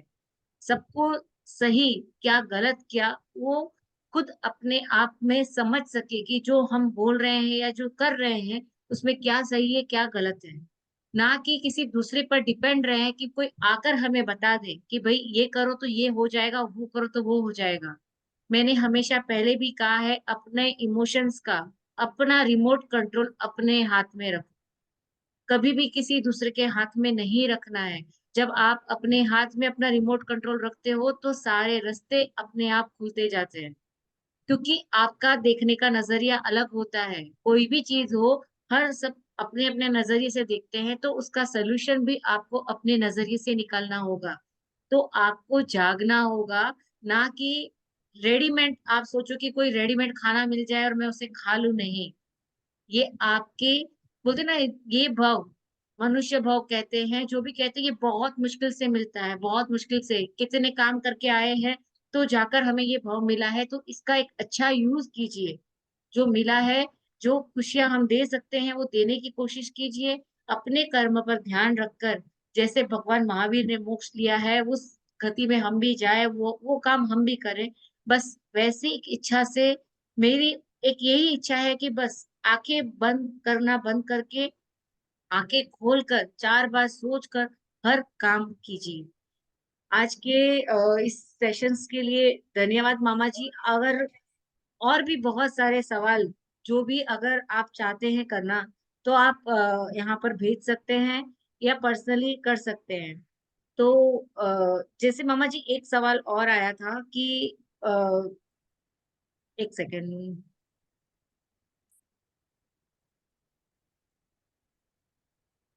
जैसे हमने कहा था कि एक का सवाल था पूजा पाठ का, तो जैसे मामा जी ने ये बता दिया है कि कोई भी पूजा पाठ पाप आपकी जो प्रतिक्रिया हो रही है उसको आप नहीं बदल सकते हो, लेकिन अगर आप प्रेजेंट मोमेंट पे काम करोगे तो आप आपका फ्यूचर क्रिएट कर सकते हो। आपका भविष्य आपके हाथ में है, ना कि दूसरों के हाथ में।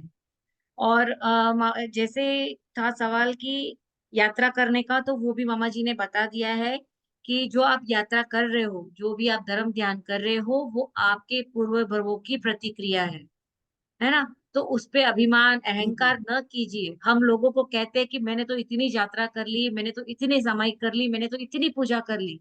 तो ये सारी क्रियाएं जो आप अभी कर रहे हो, ये आपके पहले की प्रतिक्रिया है। और जब आपके भाव अहंकार वाले हो जाते हैं तो कहीं ना कहीं आप वापस से इस चक्रव्यूह में फंस जाते हो। तो जो भी हो रहा है उसे एक्सेप्ट करो। क्योंकि बहुत टाइम ऐसे होता है कि हम बहुत सारे प्लानिंग्स कर लेते हैं, सामायिक की हो या कोई भी हो, तो हमें वो नहीं कर पाते हम। तो उस पे भी हमें नाराज नहीं होना है, क्योंकि ये भी प्रतिक्रिया है। अगर हमसे नहीं हो पा रहा है, हम धर्म ज्ञान में ज्यादा नहीं इन्वॉल्व हो पा रहे हैं, तो ये भी धर्म की प्रतिक्रिया है। तो ऑलमोस्ट मामा जी मेरे ख्याल से सारे सवाल आपने बहुत अच्छे से सबको दे दिए हैं, और सब बहुत अच्छे से इस पे काम कर सकते हैं। मैं एक बार चेक कर लेती हूँ किसी का कोई सवाल न रह जाए। जैसे एक ये था कि बिजनेस में तो छोटे छोटे झूठ और छोटी छोटी चोरियां करनी पड़ती है, तो इसकी प्रतिक्रिया कैसे होती है? एक मिनट, आवाज थोड़ी डिस्टर्ब थी, तो दोबारा बोलिए ना। बिजनेस में हमारे बिजनेस में हम छोटी छोटी चोरियां करते ही हैं और झूठ भी बोलते हैं, तो क्या इसकी भी प्रतिक्रिया होती है? 100%। मतलब जितनी भी हम चोरी बिजनेस के अंदर करेंगे किसी भी तरह से, कोई भी, या झूठ बोलेंगे या कोई मिक्सिंग करेंगे, उसकी उसका अर्थ क्या होता है? नाम एक कर्म है, वो कर्म का बंधन होगा, 100% होगा, और उसे हमें भुगतना पड़ेगा। इसलिए कर्मों से डरो, कर्मों से डरो, गलत कर्मों से डरो। और गलत कर्मों से डर कर यदि आप जागृत हो, तो घर पे आकर प्रतिक्रमण करो कि भाई ये आज हमने ये गलत काम कर दिया है, ऐसा हमें नहीं करना चाहिए। अच्छा मीनाक्षी जी, सबसे बड़ी बात तो, इंसान गलत काम करता क्यों है? एक बड़ी बात बताऊं मैं आपको, जो चोर चोरी करता है ना, चोरी, जो चोर जिसका काम ही चोरी करना है डेली, बराबर है, जो चोर चोरी करता है ना, वो भी, जिसको जितना माल मिलता है चोरों को भी पूरी लाइफ में, वो अपना खुद का पुण्य लेकर आते हैं चोर भी, इसीलिए उनको उतना माल मिलता है, बाकी नहीं मिलता है, वो उतना ही मिलता है। अच्छा, कोई भी बिजनेस करेगा इंसान कोई भी, तो वो प्रॉफिट के लिए ही करता है ना, लेकिन उसके भाव है प्रॉफिट करना, और उसके भाव है कि हम मेरे लॉस नहीं हो, ये भाव होते हैं। फिर भी लॉस अपने आप होता है ना, कि लाना पड़ता है, अपने आप होगा कि लॉस भी होता है ना, प्रॉफिट प्रॉफिट लॉस दोनों होते हैं बिजनेस के अंदर, बराबर है। तो जैसे लॉस होता है उसी तरह प्रॉफिट भी अपने आप होता है। सिर्फ आपको उदय कर्म की प्रेरणा के अनुसार कार्य करते रहना है। और दूसरा, जो मिक्सिंग करते हैं एक दूसरे में इधर उधर, जो भी मिक्सिंग करके जो माल बेचते हैं और जितना प्रॉफिट ज्यादा लेते हैं और ज्यादा पैसा कम समय में आ गया, तो पहले भी मैंने कहा था वो जल्दी पूरा हो जाता है दूसरे उल्टे सीधे कामों में, और आगे जाके दुखी होते हैं वो व्यक्ति। उतना पैसा क्यों, कि एक लिमिट तो वो लेके आए हैं, ज्यादा पैसा अभी उल्टा सीधा करके ले लिया उन्होंने। और इससे बड़ा पाप तो ये होता है कि जो किराने अनाज का खाने पीने की चीजें का जो काम करते हैं, उसके अंदर जो मिक्सिंग करते हैं, लोगों के स्वास्थ्य के लिए जो खिलवाड़ करते हैं, वो बहुत बड़ा पाप बताया है। मतलब अतीन्द्रिय ज्ञानी पुरुष ने, भगवान महावीर स्वामी ने, हमारे भगवानों ने बहुत बहुत बड़ा, जिसकी कोई लिमिट नहीं, इतना बड़ा पाप बताया है कि उसकी गति बहुत बुरी होती है। मतलब खाने पीने की चीजों में कभी मिक्सिंग नहीं करनी चाहिए, खुद की खुद के प्रॉफिट के लिए, खुद के नफे के लिए कभी मामा जी, मिक्सिंग लेकिन नहीं करना चाहिए। जैसे हम देख रहे हैं, खेती में हो गया, फल फ्रूट्स में हो गया, ये सारी चीजें पहले कैसे होता था कि हर सीजन वाइज मिलते थे, अब हर सीजन में मिल रहा है कहीं ना कहीं केमिकल, ये सारी चीजें यूज करके उस पे ज्यादा, उस पे काम करके ये सारी चीजें निकालेगी, तो ये भी कहीं ना कहीं उन्हें इसका भी भुगतान करना पड़ेगा। 100% करना पड़ेगा। मतलब हर किसी व्यक्ति का दिल कहता है कि ये मैं जो कर रहा हूँ गलत है, और सही ये है, कहता है उसका, उस व्यक्ति का दिल काम करने से पहले। लेकिन उस प्रॉफिट के चक्कर में आकर वो व्यक्ति काम गलत कर लेता है। और जिसको लग रहा है कि ये मैं गलत काम कर रहा हूँ, लग भी रहा है फिर भी कर रहा है, जानबूझकर कर रहा है, तो उसकी और मतलब कर्म बहुत बुरे बंध रहे हैं, उसे भुगतना पड़ेगा। और इन्हें पता नहीं चलता है, जैसे कम उम्र होती है उसमें पता नहीं चलता है, लेकिन आगे जाकर या इसी भाव में, छोटी उम्र में भी बड़ी उम्र में भी बहुत सारे दुख उन्हें, मतलब एक ही सिद्धांत है, क्रिया की प्रतिक्रिया। आप जैसी क्रिया करेंगे अच्छी, तो अच्छा फल आएगा, बुरी करेंगे तो बुरा फल आएगा ही आएगा। कोई उसमें बचा नहीं सकता है। कोई भगवान, कोई देवी देवता, कोई साधु संत सन्यासी, मंदिर जा लो, पूजा कर लो, ये कर लो, वो कर लो, कुछ भी कर लो, कोई नहीं बचा सकते। आपके कर्म आपको खुद को भुगतने पड़ेंगे, पड़ेंगे और पड़ेंगे।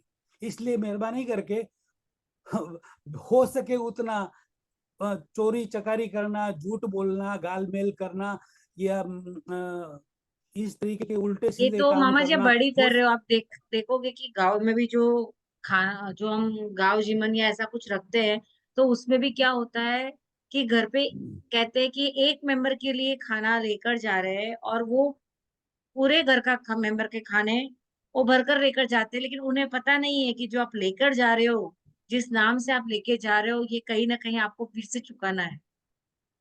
बिल्कुल।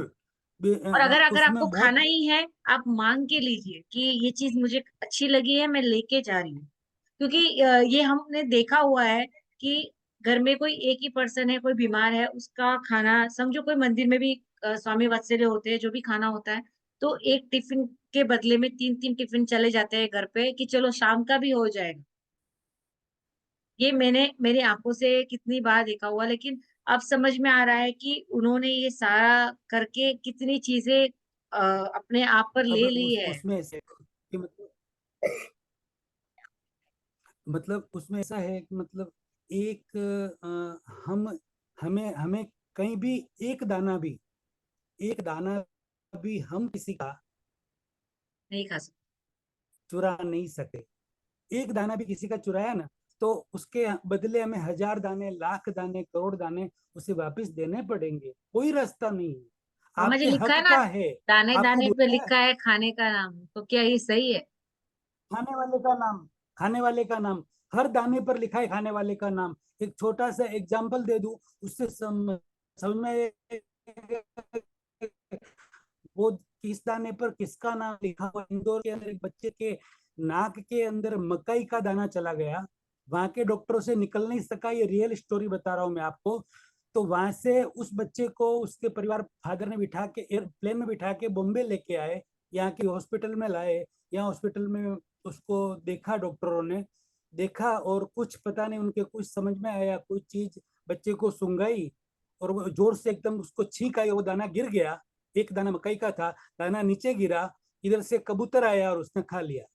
यानी कि उस इंदौर के एक मकई के दाने पर उस कबूतर का नाम लिखा हुआ था, जो प्लेन में बैठकर यहाँ पहुंचा इंदौर से बॉम्बे, और यहाँ पर उसको खाने को मिला।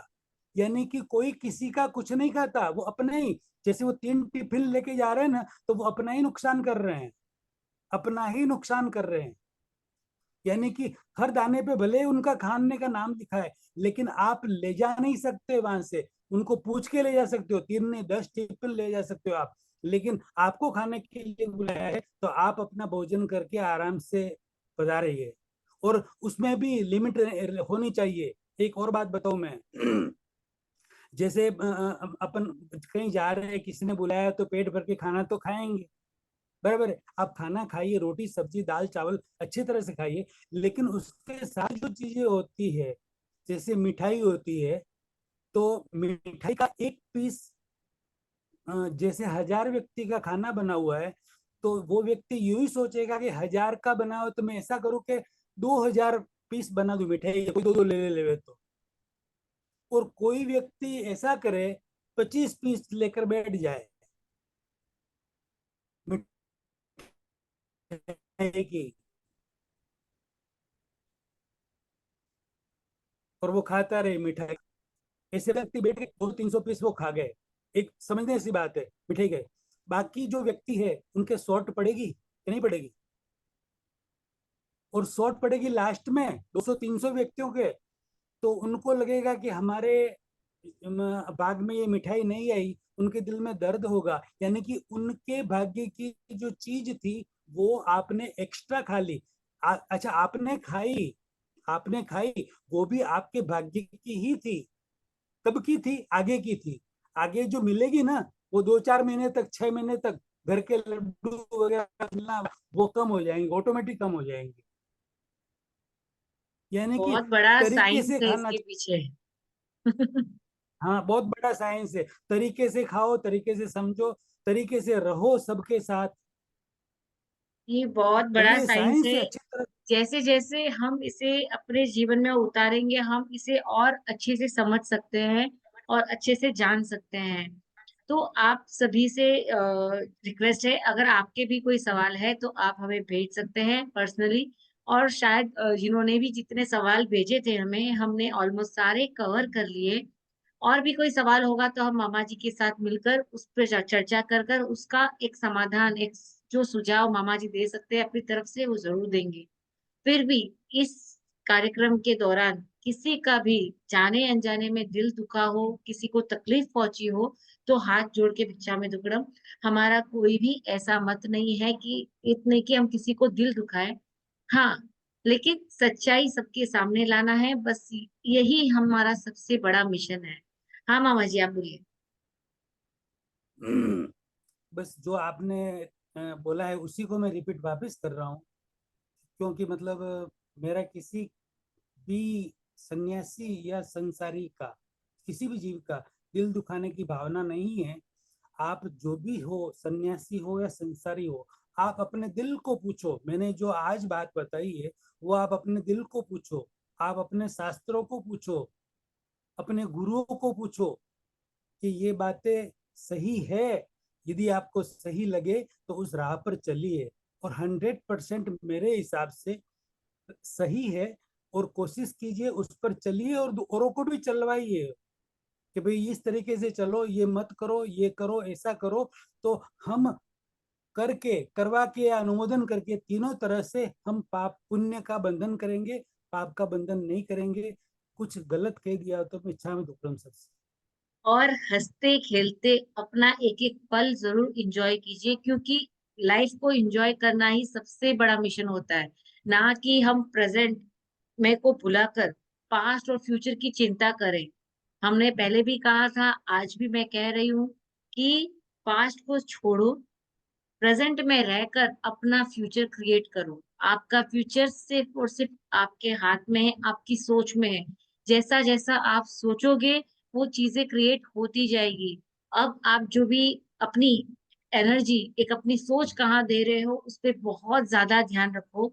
आसपास तो बहुत कुछ होता है, बट हमें ये ध्यान रखना है कि मैं मेरी एनर्जी, मेरी सोच मैं किस तरफ लेकर जा रही हूँ।